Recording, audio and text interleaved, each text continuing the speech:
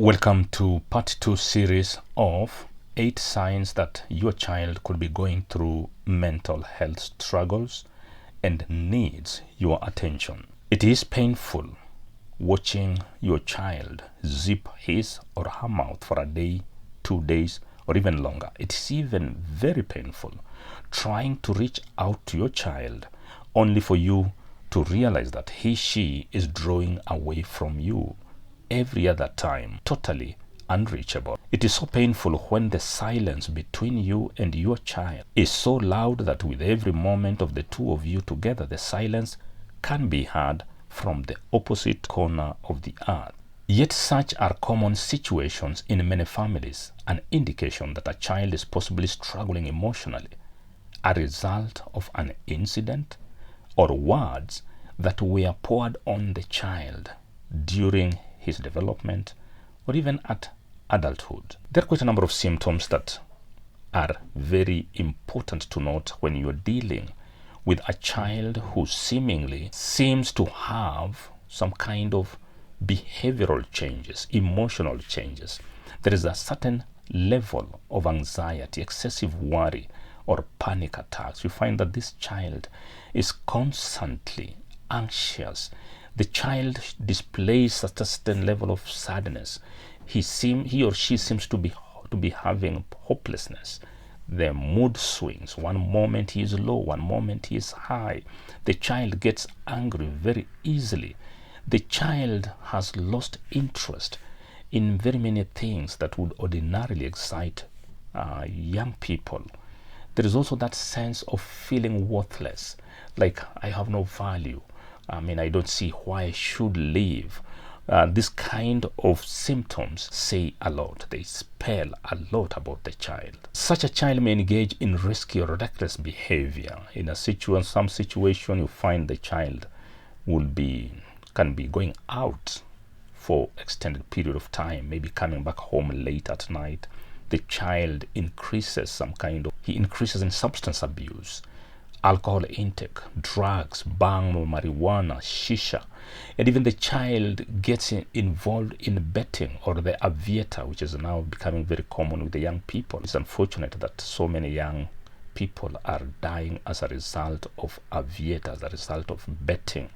All their earnings, their school fees, their subsistence, their upkeep, having suicide thoughts, withdrawal from the family, preferring to be alone rather than with the rest of the family. Such a child has got persistent negative thoughts, and the child is very negative, is very kind of maybe pessimistic, sees everything from the negative. Life has no meaning.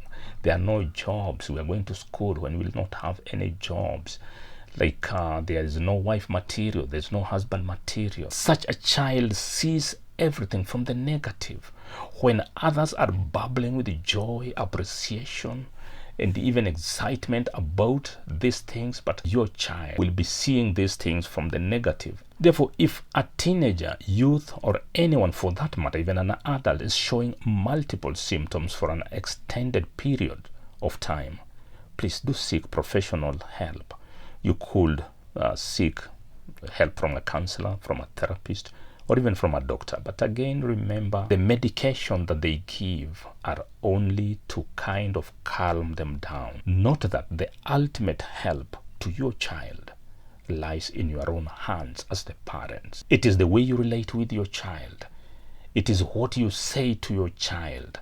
It is what you change, what you have been doing, what you have hitherto been doing, and now you decide to change, that will have the biggest and the greatest impact.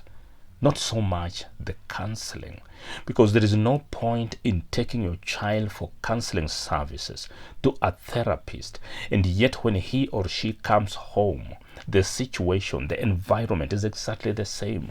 There has to be a change. And this change will only be brought about by you, the parents, how you relate to each other, how you relate with the children, the words, the kind of things that you really say to these children mean more, and they will have more impact than the medication, than the therapists, than the therapy services, and all that. Once again, dear viewer, don't be left outside the carriage. Subscribe to this channel, click the like, and let's share experiences that could make a big difference in the way we live with our children. Put forward your comment in regard to what you think of this presentation. Together, let us form a powerful parental movement to move children from destruction to safe grounds. There are a number of things that I have come to realize that destroy the gains that a therapist may do. There are a number of things that may destroy or maybe even hamper your effort to taking your child from destruction to safe grounds. And this is what I call the do's and the don'ts to a child who has mental health illness. A number of parents have shared with me similar stories, and therefore what I will be sharing are issues that I have also gotten from parents, from young people who call to share with me their experiences, and I really appreciate. And therefore, let me start by giving this kind of an example. A number of parents have called me saying, I call him, I call her, but she doesn't pick the call. I could call again and again. I try to make sure that he or my child will see all these missed call, all these missed maybe SMS messages, and they don't respond. Several of them with no reply. And you find that when your child doesn't reply to your SMS, when your child doesn't pick your phone call, when your child doesn't return your missed call, it's very frustrating with their parents.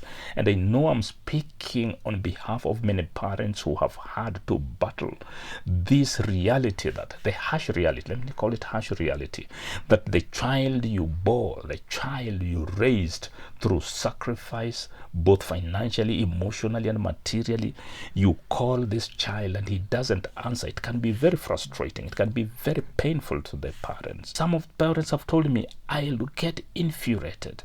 When he comes home, I would complain and raise, why didn't you pick my phone? Why didn't you answer my phone call? Why didn't you respond to my text message? And all the child does is just to look at me.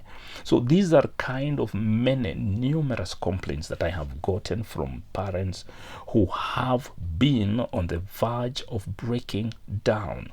Sometimes he stays even for 2 days without uttering a word with his or her. Sometimes my child stays even for 2 days without uttering a word, with his, her only mode of communication being to shake the head. He, she is always angry or sad. On a number of occasions, I find him or her cupping his chin in the palms of his hands. Viewer, does this resonate with something you might have experienced? Handling teenagers with mental health issues can be very challenging for parents and family members in general, but the right approach can make or scale down the problem very significantly. Let us have a look at some of the do's and don'ts which could drastically help us navigate this very slippery road. I begin with the do's. Educate yourself on mental health. Many parents assume that mental health is only for other families. Mental health is madness. Mental health, they have no idea what mental health is. And it's not until parents acquaint themselves with the meaning, with the reality, with what mental health really is. It's not until parents kind of dissect, they separate the myths, the perceptions of mental health from what mental health actually is. Only then can they be able to help their children. Therefore, to all the parents, I really encourage them never to ignore any topic, any material that touches on mental health. Because the moment you get to learn what mental health is, then you will very likely be the best therapist to your own child. 2. Listen without judgment. Give your children safe space to express their thoughts and emotions without fear of criticism. Many parents, they withhold certain information. Their children want to discuss certain matters about their lives, about what happened to them, and the parents say that, how dare you raise this? In my high school day, I had a friend who I would find weeping. Somebody who is in Form 5 and is weeping, would be crying. He was going through quite a lot of emotional struggle. And one day I asked him, why is it that you sometimes cry, you sob on your own? And what he told me, really, I remember it up to date. He said, John, I have seen other children being visited by their fathers, by their mothers. And many times, every time I see a fellow student walking along the corridors of the school, along the corridors of the seminary with their father, I start wishing that I also had a father. Many times I've tried asking my mom, who was my father or who is my father? And my mom doesn't want to tell me. This child has always wanted to have a discussion with the mother who his father is, who his biological father is, but the mother has never been comfortable sharing this information, sharing this discussion. And as a result, here is a teenager who's maybe 18, 19, is constantly sobbing. He yearns, he thirsts for his father, just to know who his father is. But the mother is not ready to open. And therefore, let us create safe space where our children can express themselves, and to the parents who have withheld the identity of their children's parents, I think it's important that you may have broken up with your ex, but your child thirsts and yearns to know who his father or his mother is. 3, try to validate their feelings, acknowledging their struggles. Their feelings are real. Their feelings count. Their feelings are real. They are tangible. You have to give them importance. You have to give them precedence because it means a lot to them. And 4, encourage open communication. Let them know they can talk to you anytime, that you are there to support them. Encourage that communication. Don't build a wall. Don't reserve certain topics, that this topic you can share with it or you can raise it up, but this topic you should not raise it up. And therefore, just encourage, break the wall between the two of you. Encourage that dialogue. Number 5, seeking for professional help, maybe going to the therapist. However, this has got a challenge because many a time children really who are going through this kind of struggle, they really want to talk to therapists. They want to talk to themselves.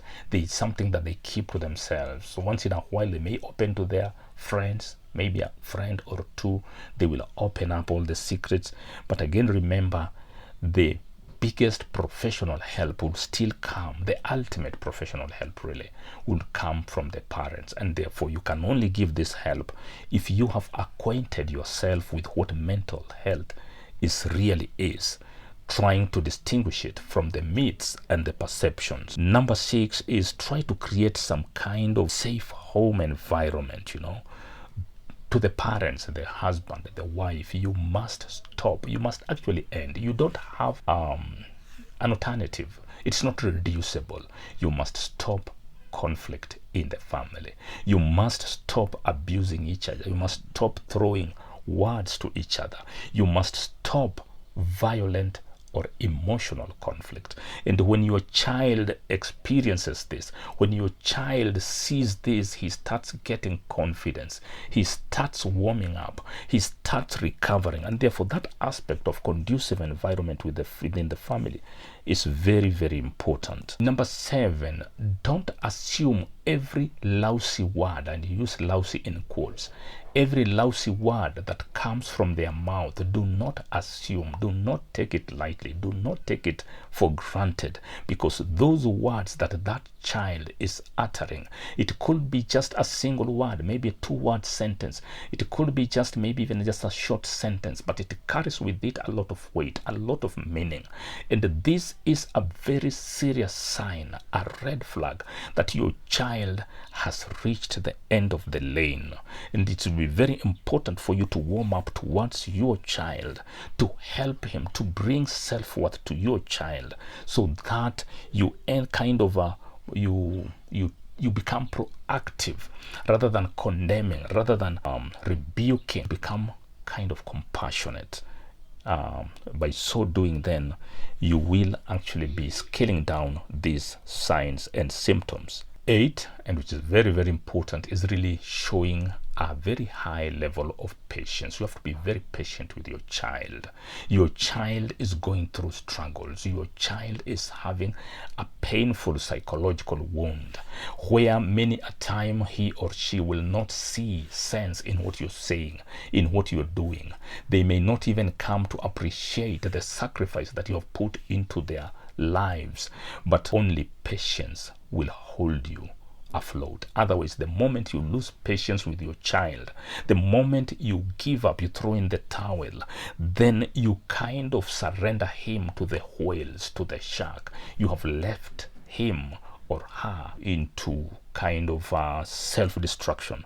And therefore it becomes important for you to be very patient at recognizing that this child is sick and this child is very fragile and needs to be handled very carefully. 9, and also it's very important, what has destroyed our children is by us parents putting very high expectations in our children. We have set the bar way too high without considering their capabilities, without considering their strength, what they can do and what they can't do. And as a result, the high expectations end up destroying our children, because any child, even we adults, when the expectations are way too high for us, when we fail to attain the expectations, we feel kind of a failure. We feel like maybe we are less important because then we have failed. And therefore, let's avoid putting very high expectations on our children. It could be expectations on academic, in marriage, expectations in performing well at the place of work. Therefore, we must be realistic. Let our expectations be realistic. Our expectations of our children should be within their power, within their reach, within their capability. Dear viewer, thank you for joining me in this episode.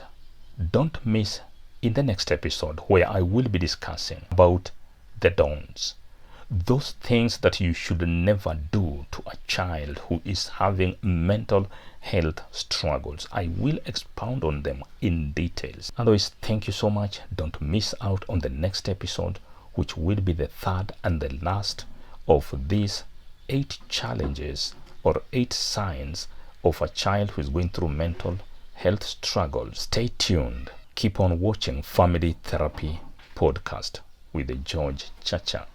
Thank you and God bless you.